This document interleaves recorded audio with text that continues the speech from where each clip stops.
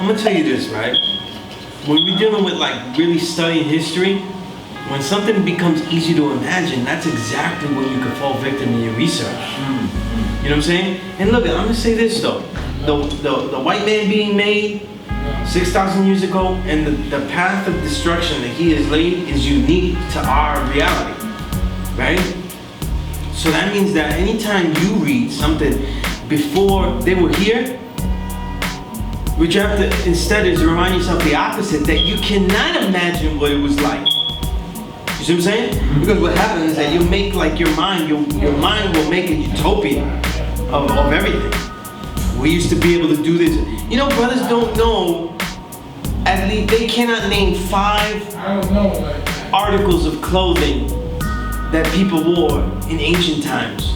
But they tell us all about how great the life was and everything. Give me 5 articles of clothes that they wore 25,000 years ago, that they wore daily, or the type that they like. We could name like for us though, sneakers, jeans, like items that we, you know, was common to find. All I hear is dashiki, so they just wore one item of clothing every single day, every single color known to man, right? Because it was obviously it was a fun utopia, so it was bright and colorful and stuff, right? What I'm saying is that we don't even know the daily life of what it was like 40,000 years ago. You know, like for example, we talk about the different Qurans and different individuals from all these different Qurans and different, you know, all these different, you know, Homo versions, like Homo sapiens, Homo saliens, all these different things. And in the New York Times today, they had an article about a new one that they found in the South African caves that goes back about 40 million years ago. So, like, you know, in those times, we don't even assume that they had anything. We just go, they must have been, you know, just wearing a loincloth, spear chucking. Like, you know, nobody bothers to imagine what did they live like. They must have did this. They must have did that. They look at their cranial size and they say, according to this, the cranial size of these were the size of an orange, which is a lot smaller than, like, you know, us. It's an orange.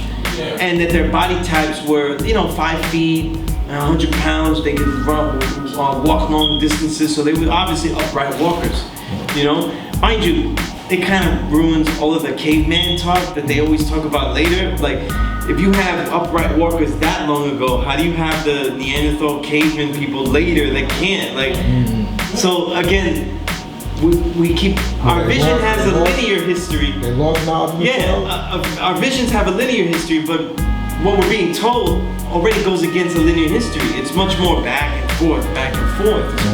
You know what I mean?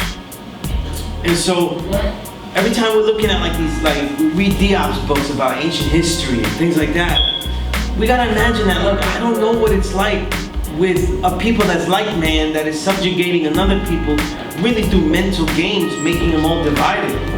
What reality is that? Do we even know a reality that is not like that? So anytime we read an ancient history book, think about it, like the way that they paint the pictures is very incomplete. We don't really know how it was. We just assume that to make something that we could not make today, they had to be living great.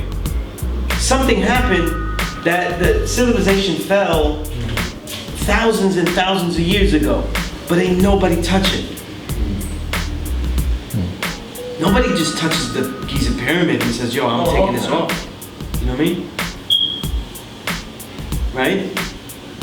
Other stuff after, like the Parthenon and things like that in Rome and in Greece, those things already crumbled. They're not even standing and they're newer. If Mecca did this.